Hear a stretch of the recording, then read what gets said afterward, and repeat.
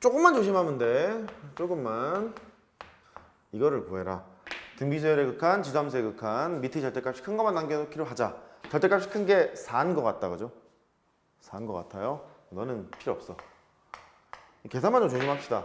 너는 4를 남겨놓기로 했으니까 4의 n제곱에다가 4의 마이너스 1승이니까 4분의 1이 될 것 같고, 그럼 조심해라. 2의 2n제곱 4의 n제곱 곱하기 2의 마이너스 1승 2분의 1 이렇게 되는 거잖아요. 그거 조심하세요. 그러니까 여기 4의 n제곱 날렸죠. 4분의 2니까 2분의 1 그렇게 하시면 되겠고, 그 다음 10번 얘도 합니다. n이 무한대로 가요. 2의 n제곱 마이너스 3의 n제곱 an이 있고, 조금 조심해야겠는데 an이 있고 마이너스 3의 n제곱이 있어요. 그게 마이너스 5래. 리미트 n이 무한대로 가는데 an의 값을 구할래? 그랬거든. 자, 이거 어떻게 하지?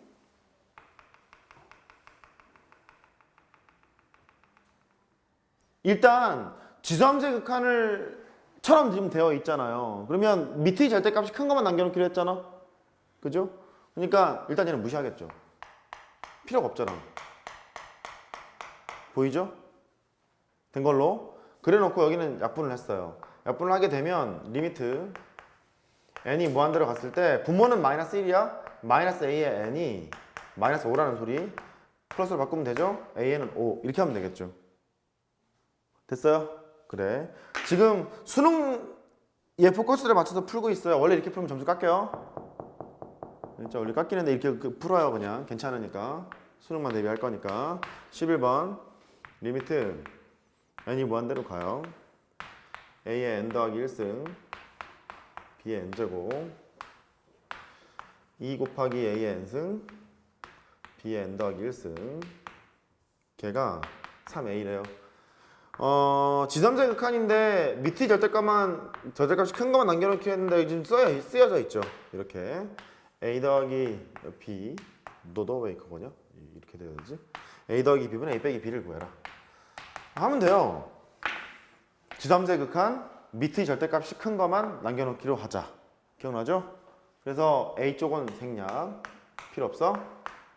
널 하러 갈 텐데 b의 n 더하기 1승이니까 b의 n제곱에다 b를 다시 곱해야 돼요. b의 n제곱을 날려요. 그러면 변수는 n인데 b는 상수일 거니까 얘는 마이너스 쓸게요. n이 무한대로 갔지? 마이너스 b라는 일반항을 가지고 있어요. 널 해보면 마이너스 b로 나올 텐데 그게 3a가 된대. 이렇게. 그러니까 이런 값을 구하려면 a, b 값을 다 구하거나 한 문자로 통일하면 되는 거잖아요. 근데 b는 마이너스 b가 3a니까 이렇게 합시다. b는 마이너스 3a가 됐어요. 그러니까 b가 마이너스 3a래. 집어넣으러 가. 마이너스 2a. b가 마이너스 3a니까 4a. a는 뭐 날리면 되죠. 0은 아니라고 그랬잖아요. 날리고 마이너스 2라고 처리하시면 되겠죠.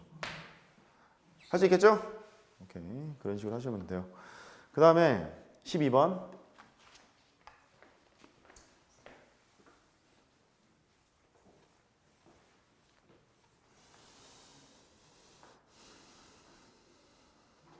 그래 합니다.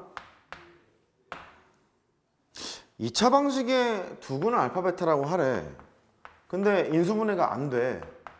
그러면 인수분해가 안 되잖아 방정식이. 그러면 근과 계수의 관계를 쓰거나 근의 공식을 쓰거나 3차 이상의 다항식이라면 함수의 그래프를 해석을 하거나 뭐 이런 거거든요. 근데 알파 베타라고 했대요. 근의 공식 쓰라는 걸지도 모르지만 일단은 해볼게. 이게 마이너스 2고 알파 곱하기 베타는 마이너스 1이고 일단 써놓고 나서 보자고 뭘 원하는 건지. 리미트 n이 무한대로 갔대요.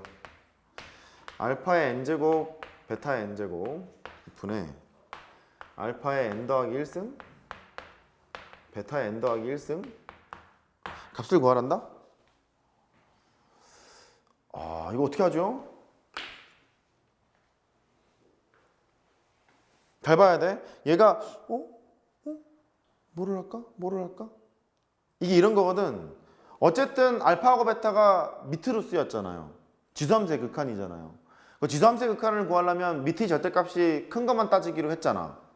근데 여기 있는 근을 구해보잖니? 근을 구해보면 x는 a분의 마이너스 b 다시 플러스 마이너스 루트 b 다시 제곱 빼기 ac 2인가요? 뭐 이렇게 되잖아요. 그죠? 이렇게 되는 거니까 얘가 한근이 마이너스 1 더하기 루트 2라면 다른 한근은 마이너스 1 빼기 루트 2가 돼요. 이렇게. 그럼 이렇게 되지 않겠냐? 네가 알파라면 네가 베타고 네가 베타라면 네가 알파고 이렇지 않겠니? 그 알파 베타를 때려 넣으러 갈 것 같아. 그래서 이 구조를 봤더니 두 가지로 갈릴 것 같아요. 첫 번째, 베타의 절대값이 알파의 절대값보다 크다. 그것부터 일단 보자고. 그러면 얘가 베타의 절대값이 더 크대요. 얘는 무시하지 않겠어요? 그렇죠? 그러면 얘는 결과가 베타가 나와. 이렇게. 두 번째, 이번에는 베타의 절대값이 알파의 절대값보다 작은 경우를 하러 가요. 그럼 알파가 더 크다는 얘기잖아요, 절대값이. 그러니까 여기는 없어. 여기는 필요 없어. 필요 없고 남는 것이 알파만 쓰면 될 것 같아. 너는 이제 또 알파라는 거예요. 베타 또는 알파가 답인가 봐요. 그런데 이럴 때는 베타, 이럴 때는 알파 이렇대요. 뭘 택하면 되죠?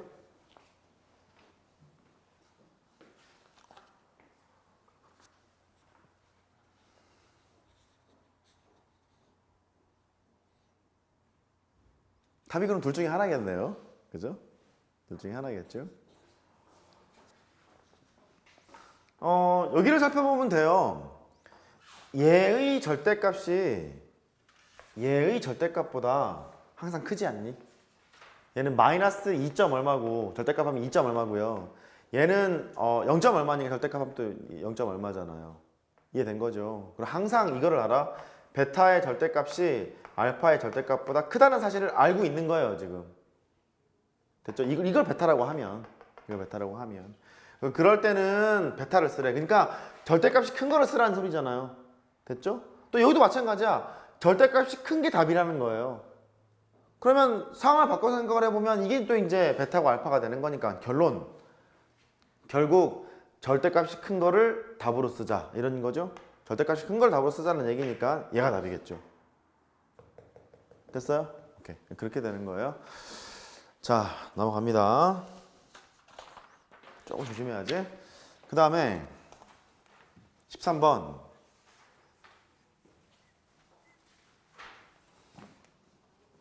요거 기억하십시오. 극한 문제를 푸는데 일반항의 범위가 나올 때가 있어요. 조심해라 이거. 일반항의 범위. 지금 문제처럼 일반항의 범위가 문제 조건에 주어져 있는 경우 혹은 너희들이 찾는 경우 여기가 좀 어려워요. 이게 좀 어려워. 집중! 찾는 경우가 어려워.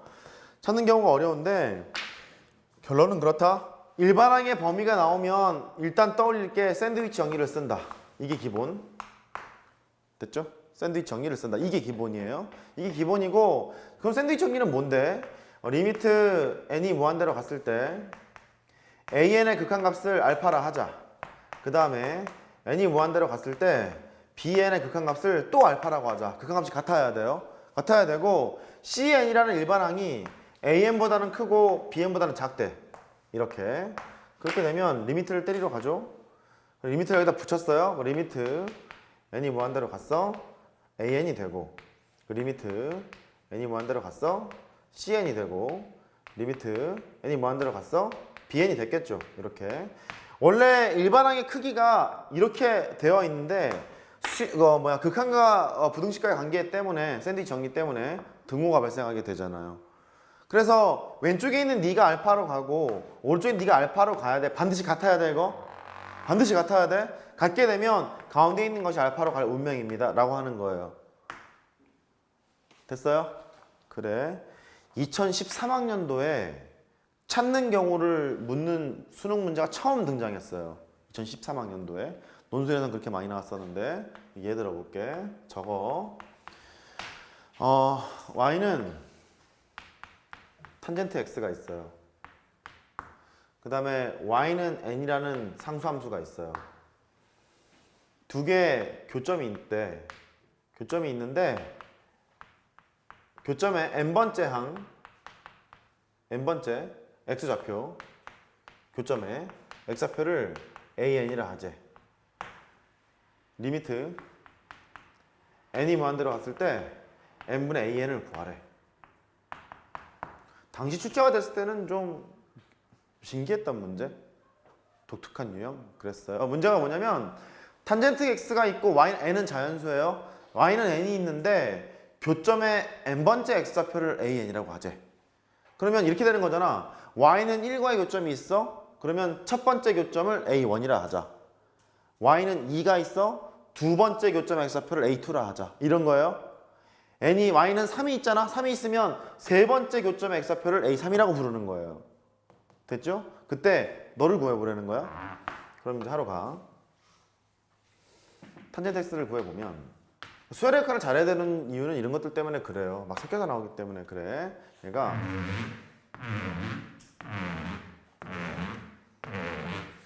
일단 우리가 원하는 것은 y는 n이란 말이에요. 근데 n은 자연수기 때문에 상수함수가 이렇게 그어지지 않겠니? 그러니까 탄젠트 함수를 밑에까지 그릴 필요는 없을 것 같아요. 위만 그려요. 여기를 보면 2분의 파이 4점짜리였다. 2분의 3파이 2파이 까지 하고 탄젠트를 그리러 가죠. 밑에는 안 그릴게요. 필요 없으니까. 요거 하나 있고요. 요거 하나 있고요. 요거 하나 있을 거예요. 정의되어 있는 것을 보면 탄젠트 x가 있는데 y는 1이 있을 거래. y는 1이 갔어. y는 1과의 첫 번째 교점의 x좌표를 a1이라고 합시다. 이렇게 정의를 내렸던 거야. 된 거죠? 그래요. 두 번째